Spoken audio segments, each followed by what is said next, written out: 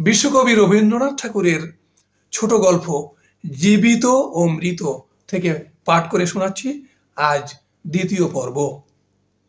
সকলেই জানেন, জীবনের যখন কোনো লক্ষণ পাওয়া যায় না, তখন অনেক সময় জীবন প্রচ্ছন্নভাবে থাকে এবং সময় মতো পুনর্বার মৃতবৎ দেহে তাহার কার্য আরম্ভ হয়। কাদম্বিনীও মরে নাই।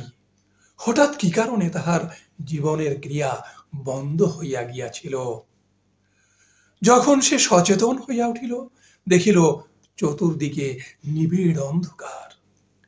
চিরাভ্যাস মতো যেখানে শয়ন করিয়া থাকে, মনে হইল এটা সে জায়গা নহে। একবার ডাকিল, দিদি। অন্ধকার ঘরে কেহ সাড়া দিল না। সভয়ে উঠিয়া বসিল। মনে পড়িল সেই মৃত্যু শয্যার কথা। সেই হঠাৎ বক্ষের কাছে একটি বেদনা, শ্বাসরোধের উপক্রম। তাহার বড় যা ঘরের কোণে বসিয়া একটি অগ্নিকুণ্ডের উপরে খোকার জন্য দুধ গরম করিতেছে। কাদম্বিনী আর দাঁড়াইতে না পারিয়া বিছানার উপর আছাড় খাইয়া পড়িল। রুদ্ধকণ্ঠে কহিল, দিদি, একবার খোকাকে আনিয়া দেও, আমার প্রাণ কেমন করিতেছে। তাহার পর সমস্ত কালো হইয়া আসিল, যেন একটি লেখা খাতার উপরে দোয়াত শুদ্ধ কালি গড়াইয়া পড়িল। কাদম্বিনীর সমস্ত স্মৃতি এবং চেতনা, বিশ্বগ্রন্থের সমস্ত অক্ষর এক মুহূর্তে একাকার হইয়া গেল। খোকা তাহাকে একবার শেষবারের মতো তাহার সেই সমিষ্ট ভালোবাসার স্বরে কাকিমা বলিয়া ডাকিয়াছিল কিনা, তাহার অনন্ত অজ্ঞাত মরণ যাত্রার পথে চিরপরিচিত পৃথিবী হইতে এই শেষ স্নেহ পাথেয়টুকু সংগ্রহ করিয়া আনিয়াছিল কিনা, বিধবার তাহাও মনে পড়ে না। প্রথমে মনে হইল জমালয় বুঝি এইরূপ চিরনির্জন এবং চিরান্ধকার। সেখানে কিছুই দেখিবার নাই, শুনিবার নাই, কাজ করিবার নাই। কেবল চিরকাল এইরূপ জাগিয়া উঠিয়া বসিয়া থাকিতে হইবে। তারপর যখন মুক্ত দ্বার দিয়া হঠাৎ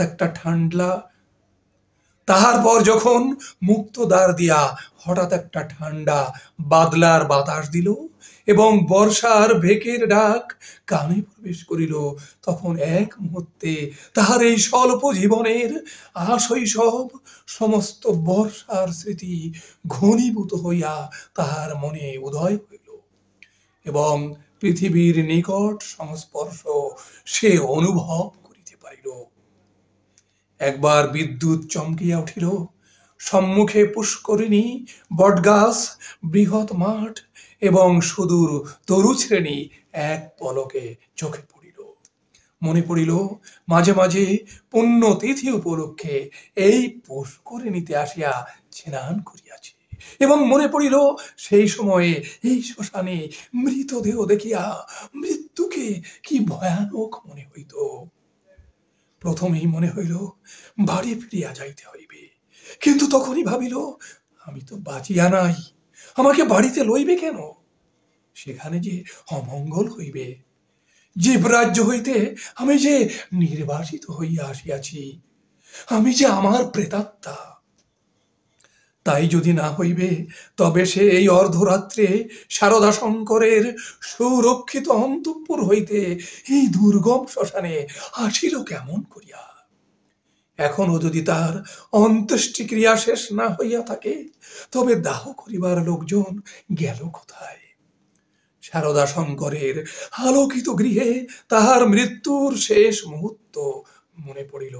তাহার পরেই এই বহু দূরবর্তী জনশূন্য অন্ধকার শ্মশানের মধ্যে আপনাকে একাকিনী দেখিয়া সে জানিল, আমি এই পৃথিবীর জনসমাজের আর কেহ নহি। আমি অতি ভীষণ অকল্যাণকারী, আমি আমার প্রেতাত্মা। এই কথা মনে উদয় হইবা মাত্র তাহার মনে হইল তাহার চতুর্দিক হইতে বিশ্ব নিয়মের সমস্ত বন্ধন যেন ছিন্ন হইয়া গিয়াছে।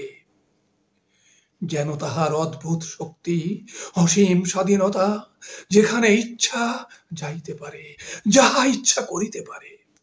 এই অভূতপূর্ব নূতন ভাবের আবির্ভাবে সে উন্মত্তের মতো হইয়া হঠাৎ একটা দমকা বাতাসের মতো ঘর হইতে বাহির হইয়া অন্ধকার শ্মশানের উপর দিয়ে চলিল। মনে লজ্জা, ভয়, ভাবনার লেশ মাত্র রহিল না। চলিতে চলিতে চরম শ্রান্ত, দেহ দুর্বল হইয়া আসিতে লাগিল। মাঠের পর মাঠ আর শেষ হয় না। মাঝে মাঝে ধান্যক্ষেত্র, কোথাও বা এক হাঁটু জল দাঁড়াইয়া আছে। যখন ভোরের আলো অল্প অল্প দেখা দিয়াছে, তখন অদূরে লোকালয়ের বাঁশঝাড় হইতে দুটো একটা পাখির ডাক শোনা গেল। তখন তাহার কেমন ভয় করিতে লাগিল। পৃথিবীর সহিত, জীবিত মনুষ্যের সহিত এখন তাহার কিরূপ নূতন সম্পর্ক দাঁড়াইয়াছে সে কিছু জানে না। যতক্ষণ মাঠে ছিল, শ্মশানে ছিল, শ্রাবণ রজনীর অন্ধকারের মধ্যে ছিল, ততক্ষণ সে যেন নির্ভয় ছিল, যেন আপন রাজ্যে ছিল। দিনের আলোকে লোকালয় তাহার পক্ষে অতি ভয়ঙ্কর স্থান বলিয়া বোধ হইল। মানুষ ভূতকে ভয় করে, ভূতও মানুষকে ভয় করে। মৃত্যু নদীর দুই পারে দুইজনের বাস।